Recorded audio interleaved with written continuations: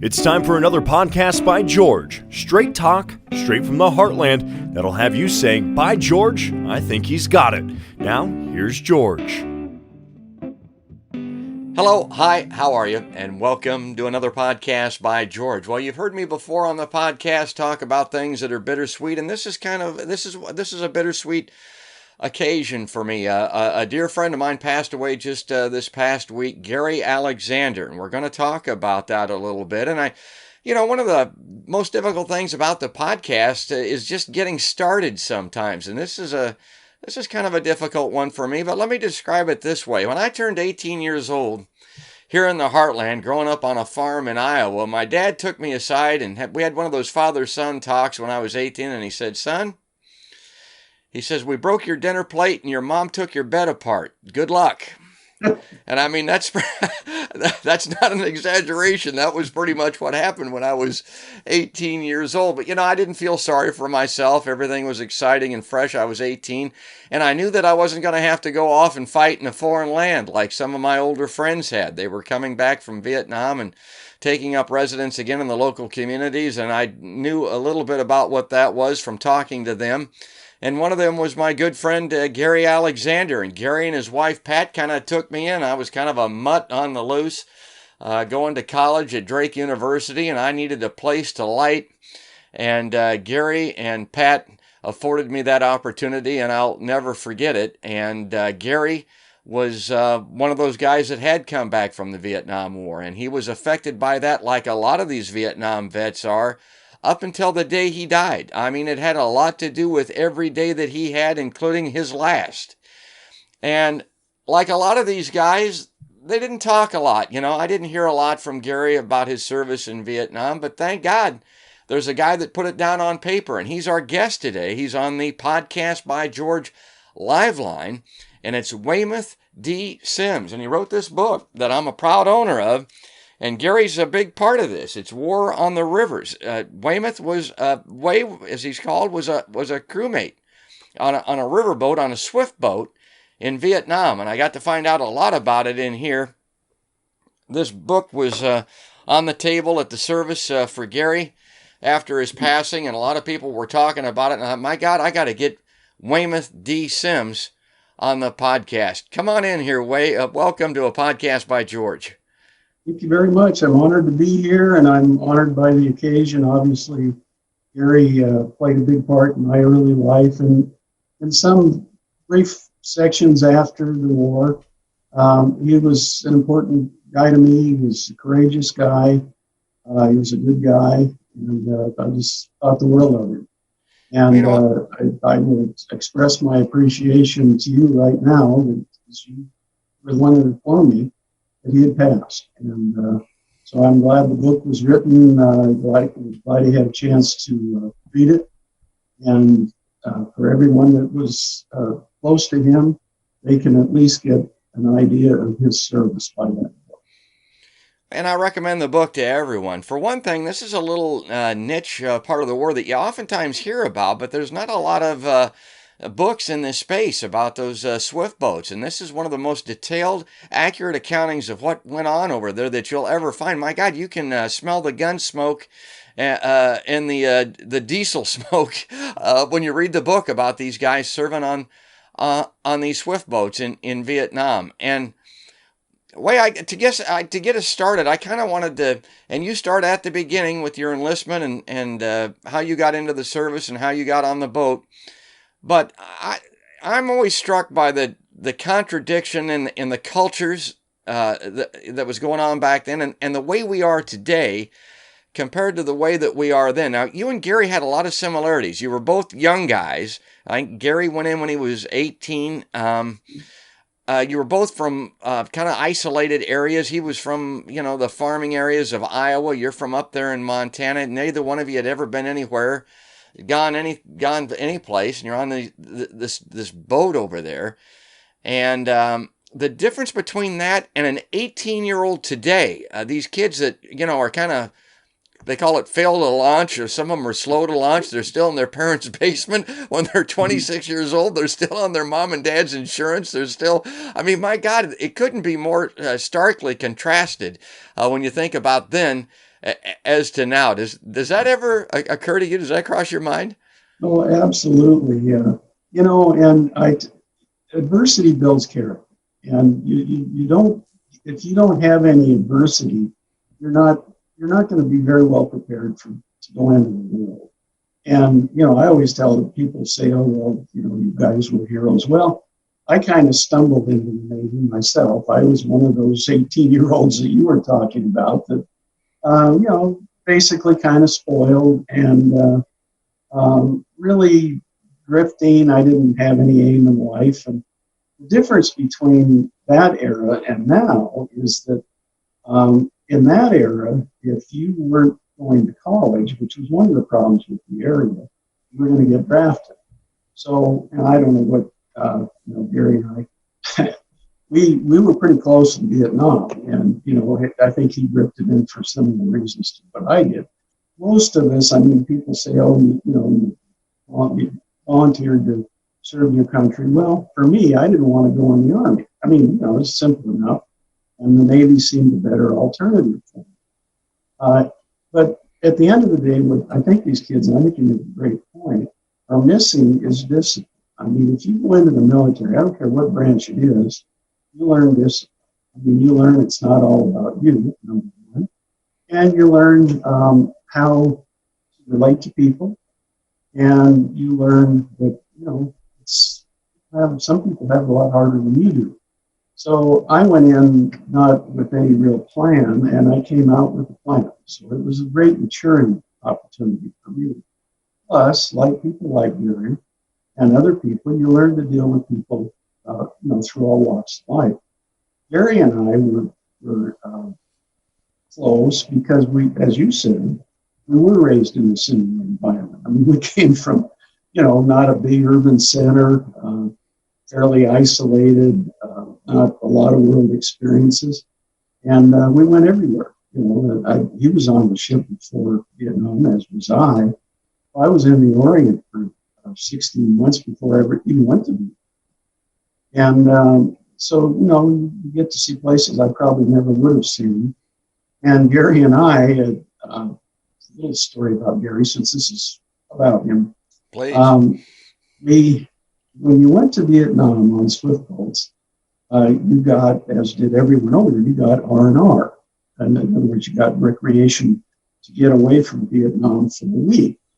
And so he and I made the decision to wait until we got there the 1st of February, and we decided to wait until New Year's of that year, 1969, to go to Australia. And the reason you had to wait that long is because it was so popular. And most of the guys said, well, I don't know if I'm going to be around, you know, in December, so we're going to go to Hong Kong, we're going to go to Singapore, whatever. Gary and I made that choice. We decided that we would go together to Australia. So we took the chance that we'd still, you know, be around to go. And he and I went, we flew to Sydney, Australia together. We got an apartment, Bayview Apartments for a week. And we toured Sydney and environs together. And, you know, it was a kind of a way to decompress for both of us. And it was a real opportunity, although I knew him well, to, you know, to really get to know Gary. And just as another sidelight, Gary and I started at Swift Boats together in October of 1968. Same crew at Swift Boat School, which in those days was more about coastal patrol, because that's what the Swift Boats did originally. They were part of the Maritime Forces, which was blockaded the coast. And so our training was not related to rivers, which is what we ended up doing for a year. But we went through all that together, same crew. We had the same 5 guys, and we had our core crew. And then we went over to Vietnam, flew over to Vietnam, We served 12 months. We had 3 boats, partly due to battle damage. We had 3 boats, and we were starting the Catlow together. We went to Antoine together, and then back to Catlow for a short time, and then we left Vietnam again. And after we got back to the United States, that was all the contact we had. And, other than a couple of exceptions. So that's the way the war was. Yeah, indeed. Well, wait, one of the things that I was struck by reading the book, and I really, even when I was reading the book, I wanted to ask you this. The swift boat on the rivers, and that everybody thought rivers. We're talking some of these rivers were like creeks. I mean, I was really struck. Narrow, muddy, little. I mean, barely able to navigate. And you're perfect. Okay, so you're not a sitting duck on that boat, but you're a slow-moving duck. I'm thinking, my God, anybody with a pop gun would want to be taking shots at you guys. And like Gary now, he was a gunner, so he was up on, I think, on those 50 caliber guns on top of the boat a lot. My God, that'd be the guy that would that's who I would shoot at if I was on a riverbank. You guys took a lot of fire, but you weren't hit that often, or how did that work?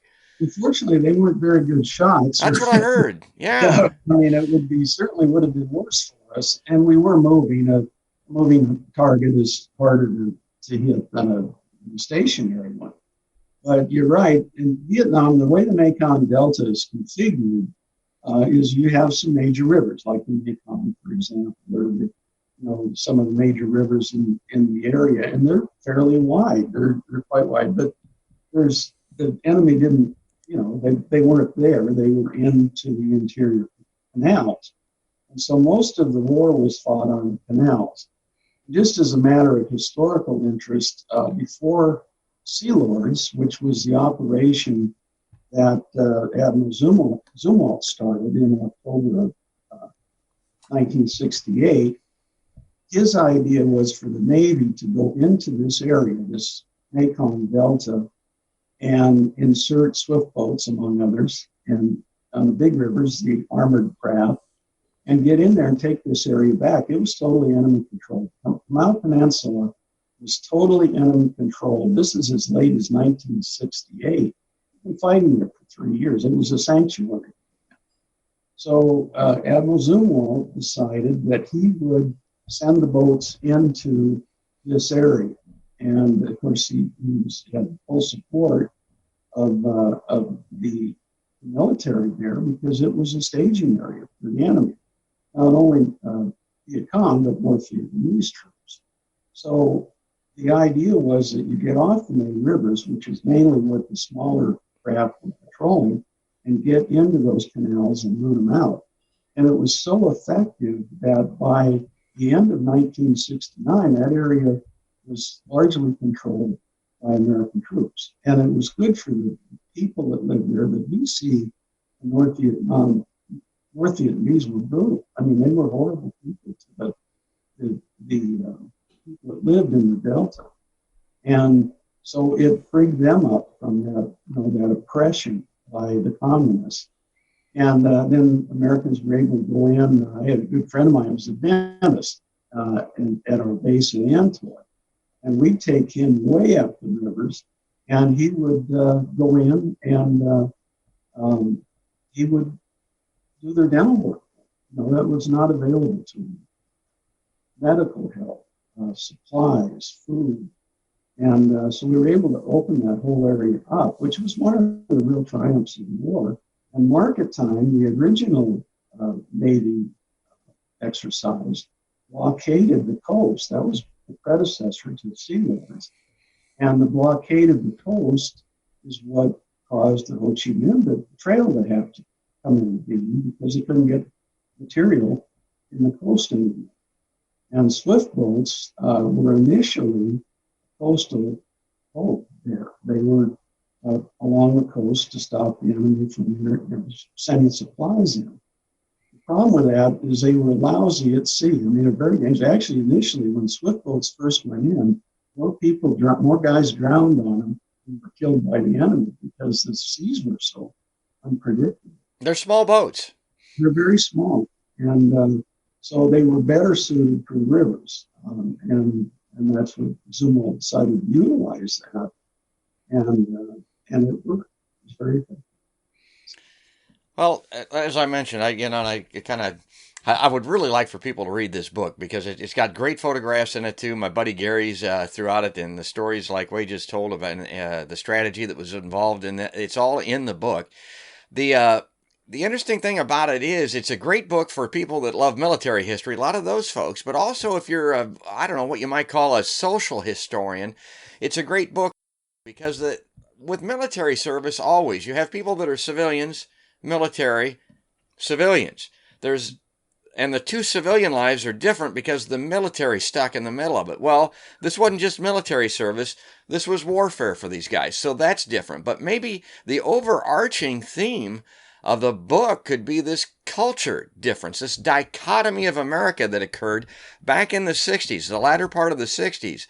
And you guys went in from the small rural background in the late 60s, and you came out, and America really had changed. And that can't be overemphasized or overstated. It's a huge part of this. Can you talk a little bit about that? Well, I think you're right. I think actually part of this split that we have in America today, you can lay at the feet of the Vietnam War era.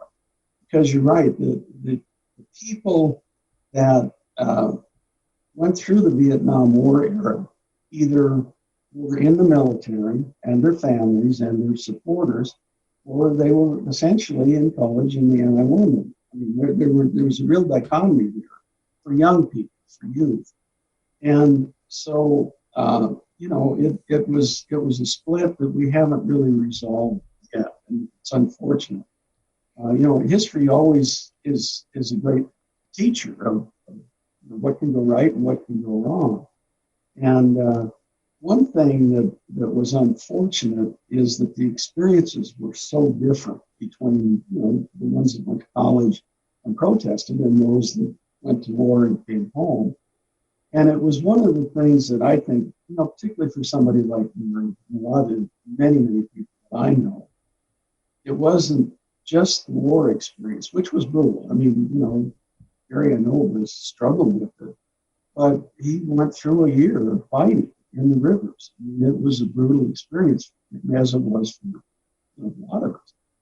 And the problem was when you come home from that, you are coming into an alien culture, essentially. And, I don't want to make too much of it, but we flew to San Francisco and people were spitting at us and swearing at us, and as though we were the bad guys.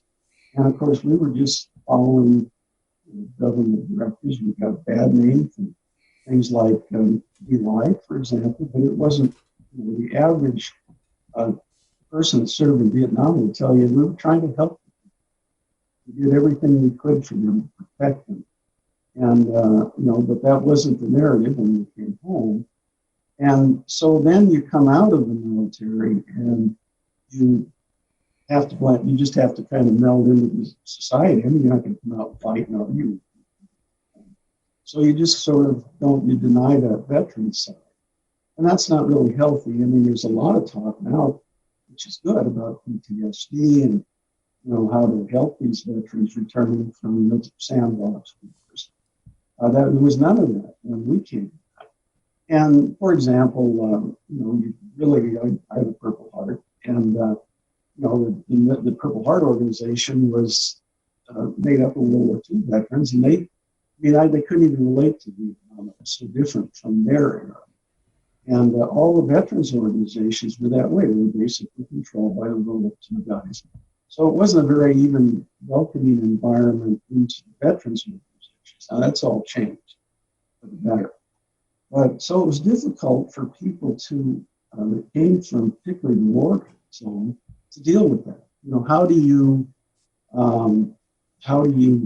blend in? And Gary was lucky; he found the right woman. 49-year marriage with Pat. I was the same. This is 50 years for us, and I went to school, and out of that, I got a good job and worked for the rest of my life. But it's a difficult transition coming out of that kind of environment. Oh, I'm glad you touched on that. Gary got that Purple Heart, I have thought about this in the past. The ultimate horrific irony of war is it's young men. And it's young men that have so much to contribute. And the ones that don't make it out, you never know what it could have been. And Way, thank God that you did. We've got this book. I mean, that's just one small part in all of your life and all the things that you've done. And Gary, the same way, and the friendships and relationships and wonderful things that he had in a life that went on until, he was 72 years of age. And thank God that you guys made it out alive. I mean, we could talk all day, Way. I just wanted to have your remembrances of Gary, and I wanted to promote the book and encourage people to give that a look. I want to give you the last word on this. Anything else that you'd like to tell folks here, and particularly about our friend, yours from a long time ago, and mine from the present day, Gary Paul Alexander. Great guy. We did have some contact. I was going to say briefly after the war. He 2 times he went to the wall and sent us some video from that. He and Pat went, and which I think was a cathartic experience for him.